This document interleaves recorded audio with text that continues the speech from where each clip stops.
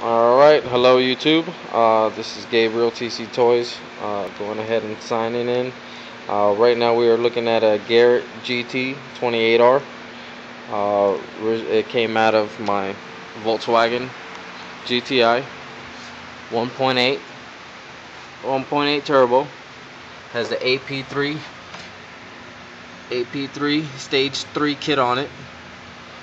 Alright, has a V-band downpipe. It has aftermarket intake manifold. I can't right offhand, I can't exactly tell you what kind it is, but it does have one. All my piping, there's piping over there on that side, as well as I have an Aeromotive air fuel pressure regulator on here. All steel, stainless steel braided lines, as you can see. Let me grab my flashlight, that way y'all. Right here we have all stainless steel braided lines that come up. That's for the oil feed. I have my vacuum box right there.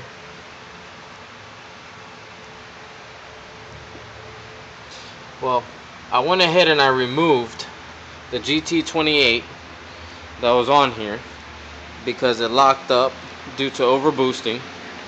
I believe the wastegate took a crap, and as you can see, there's a lot of space right in between. Try to check and see if I can do this.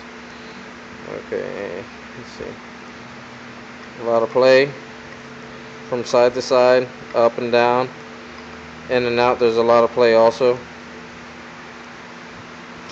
So, just due to overboosting, and by the way, that is a Volkswagen 2001. Volkswagen. It was a VR6 in the beginning. Now it is a 1.8 because the VR6 did blow up, and we went towards to go ahead and get more power. It also does have a front mount U-speed intercooler on it.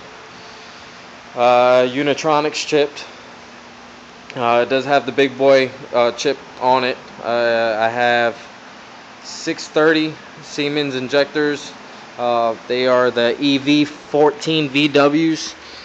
These are actually the old injectors right here that I went ahead and I took out. These are the stock ones. But as you can see, I've already been having my fun with the turbos and everything. I've had another GT28R right there. I've had a couple of them just over here, going ahead and rebuilding another one. This is actually a wet float bearing one that can be rebuilt, unlike the GT28R that is ball bearing that cannot be rebuilt at all. I have my little bucket. Sorry, the bucket's right behind us. But over here you have some other disco potatoes that have been taken apart, and tried to check and see if there was a possibility of maybe even going ahead and rebuilding them. But obviously there is no way, unless, like, if you look at this one, it has like a little bearing. That's a little bearing right there that you are looking at. It's like a little sleeve. Let's see if we can go ahead and... Oh, it just fell in the hole. Okay. Well, this is what we're going to do. I'm going to go ahead and set it right here. Put the flashlight on it. Alright.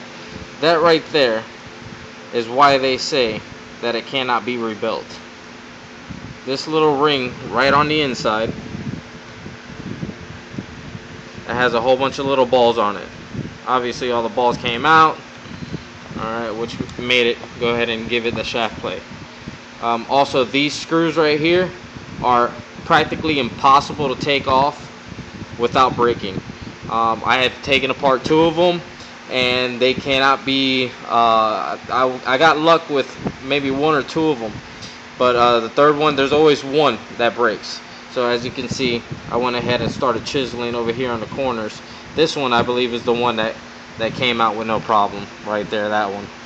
These other 2, obviously I had to go ahead and chisel out. But anyways, alright, done with the disco potatoes. These pretty much, they could go ahead and everybody says that they're pretty much door stoppers at that moment after they go ahead and break, because they're non-rebuildable.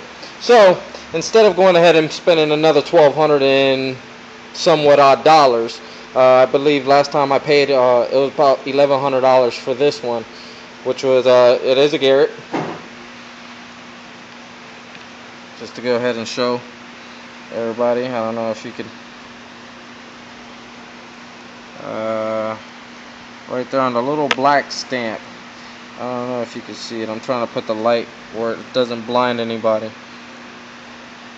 But right there, there's a little Garrett stamp. Alright. So, anyways, we're going to have to go ahead and pretty much use this one as a door stopper because there's no rebuilding this one. Take off the wastegate, maybe possibly go ahead and use the wastegate. Maybe possibly even go ahead and put it up on my wall and add it to the other one that's right there. But what we're going to be looking at right now is, this is the Gt28r. Once again, that is it is a wet float bearing, and they do have on eBay, CX Racing does go ahead and sell a rebuilt kit for these. Goes ahead and it comes with one of these new things. I don't know the proper terminologies for these, so I'm just going to say one of these. So comes with this other nice piece of shiny little metal. This was one that was originally I did have on the car. My oil pump did end up going out. What caused it to go ahead and heat up right there on those corners, right on those edges. Caused it to heat up and just go ahead and pretty much it loosened up the actual compressor housing, and didn't do much damage to it. I was able to go ahead and save it. Probably lasted maybe about 20 minutes from the moment that I lost oil pressure. But so it comes with these new 2 journal bearings, alright, as well as these there's 4 little clips that go ahead and clip right on the inside. One's on the bottom, then you slide the sleeve, then there's another clip that goes right on top to keep it in place. This wheel is also in good condition. I can go ahead and reuse it, as well as the nut. But with the whole kit comes with all these. This is actually just a snap ring that I was trying out for something. Oh, actually, you know what? Sorry. That's the snap ring that goes right there to go ahead and hold that piece in on this section.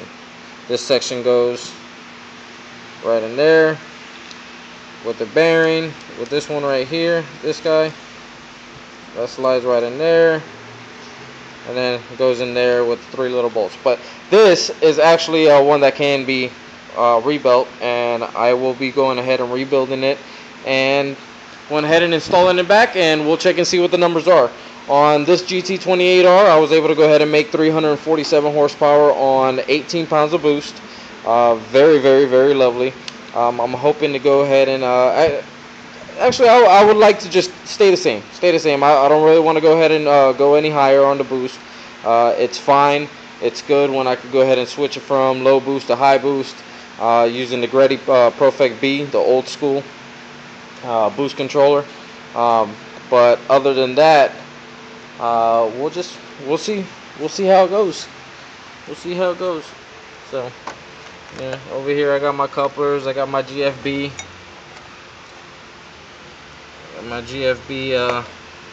blow off valve right here, or diverter valve, sorry for you Europeans. And then that's obviously the top piece that goes right on top of my turbo. But yes, everything has been done. I am very happy with it. I hope that it just goes ahead and gets back on the road. Most of oil can. This actually just happened yesterday. I'm one of those type of people that if I hear any kind of noise or if I see anything abnormal, I'm one to shut it off real quick and go ahead and attend to that problem. Alright, as you can see, this is my shop. This is what I do. Just me. Good on me. Just me. But anyways, alright, well, if you guys have any questions, comments, concerns, fucking air compressor just kicked on. That's another bad thing about having, you know, air compressor in the shop. Yeah, if you have any questions, comments, concerns, funny jokes, anything, alright, just go ahead and link up with me. Go ahead and, you know, link it up at the bottom, and I'll try my best to go ahead and answer any questions that you guys have. Alright, once again, TC Toys signing out. See you guys.